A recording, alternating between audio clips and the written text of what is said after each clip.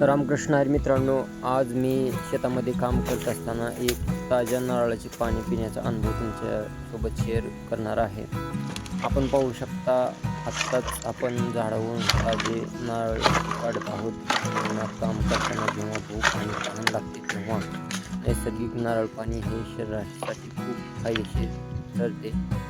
नारळ पाणी पिण्याचे काही महत्त्वाचे मुद्दे म्हणजे शरीराला त्वरित ऊर्जा मिळते, उष्णतेमध्ये शरीर थंड ठेवते, पचनासाठी चांगले असते आणि नैसर्गिक इलेक्ट्रोलाइट असल्यामुळे थकवा कमी होतो. शेतामध्ये काम करत असताना असे नैसर्गिक पेय मिळाले तर वेगळीच मजा येते. तुम्हाला ही संधी मिळाली तर नक्कीच ताजे नारळ पाणी प्या आणि निरोगी राहा.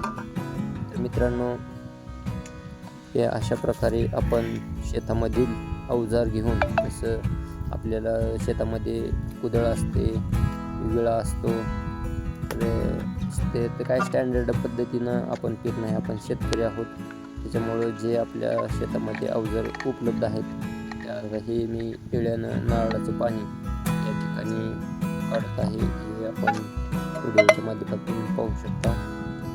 एक वेळेस मी प्रयत्न केला, परंतु त्यात नारळाचे पाणी काही आले नाही. परत दुसऱ्यांदा मी थोडंसं अजून थोडं हे नारळ काढून घेतलं आहे, तर नंतर याच्यात तुम्ही बघा पाणी आलेलं आहे.